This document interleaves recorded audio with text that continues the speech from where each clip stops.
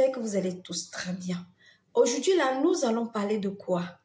N'hésitez pas de vous abonner et d'activer la cloche de notification pour plus de vidéos et pour plus d'astuces. Ici, là, nous allons parler des peaux gras. Comment définir sa peau gras? Comment utiliser une huile pour réduire la production de sébum? Comment faire pour avoir une belle peau même si on a une peau gras? D'habitude, on dit les gens qui ont une peau gras ne doivent pas utiliser de l'huile sur leur visage parce que sinon, ça va tout simplement augmenter le gras sur leur visage. Moi, je vous dis aujourd'hui que ce n'est pas vrai. Pourquoi? Parce que il faut d'abord, en premier lieu, connaître quel est son type de peau avant de mettre n'importe quelle huile sur sa peau. Et en deuxième lieu, il faut savoir choisir les huiles adaptées à des peaux gras. Parce que si vous prenez une huile qui est gras pour mettre sur une peau gras, quel résultat vous allez obtenir? Vous n'allez pas obtenir un bon résultat, vous allez juste empirer la situation.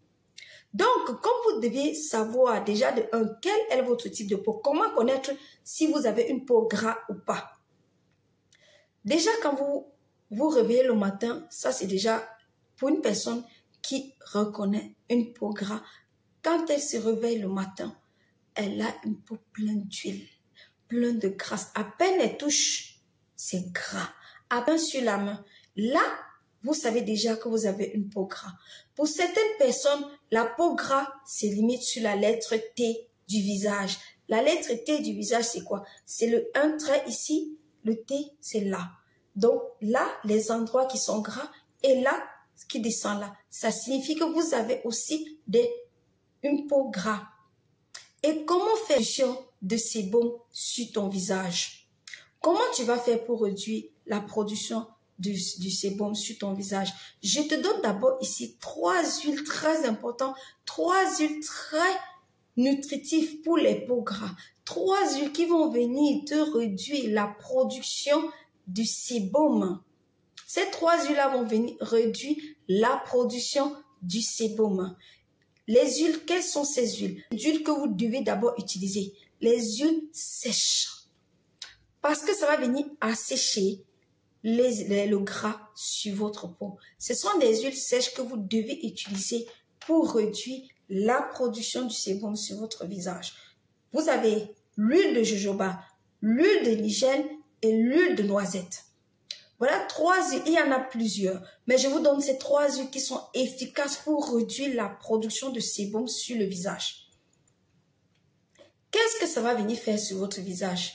Vous allez appliquer l'huile sur un visage lavé, un visage bien lavé. Après avoir lavé votre visage, vous appliquez ces huiles-là, pas les 3, hein. Prenez un parmi les 3, parenthèse. Prenez un parmi les 3 huiles-là et vous appliquez sur votre visage. Ce que ça va venir faire, quand vous avez appliqué sur votre visage, ce que ça va venir faire, ça va venir envoyer un message aux cellules qui produisent le sébum de ne plus produire assez de sébum parce que le visage n'en a plus besoin. J'espère que vous avez compris. L'huile que vous allez appliquer sur votre visage va envoyer un signal à la cellule responsable de la production des sébums de ne plus produire assez de sébum parce que le visage n'en a plus besoin. Et ces huiles-là, ce sont des huiles sèches. Ça vient réduire la production du sébum. Et quand ça va réduire la production du sébum, et si vous continuez à l'appliquer, vous verrez que votre visage ne serait plus gras. Votre visage va réduire de brillance. Votre visage vous aurez une belle peau bien nourrie avec ces huiles-là. Et une autre parenthèse, quand vous utilisez les produits sur votre visage, faites très attention parce que l'huile que vous utilisez sur votre visage, il faut être sûr que c'est une huile sèche ou il faut être sûr que c'est une huile adaptée. Identifiez une huile qui est adaptée à ta peau. Ne prenez pas les huiles gras. Donc avant de prendre une huile là, essayez de vous renseigner si cette huile là est une huile gras ou une huile sèche avant d'appliquer sur votre visage. Renseignez-vous si cette huile-là est adaptée à votre peau. Quand vous avez fait ça, là maintenant, vous pouvez décider d'utiliser cette huile-là. C'était juste ce que je suis venue partager avec vous. N'hésitez pas de vous abonner et d'activer la cloche de notification pour plus d'astuces pour l'entretien de la peau, que vous ayez des cicatrices ou non, comme les miennes si vous êtes à la bonne porte.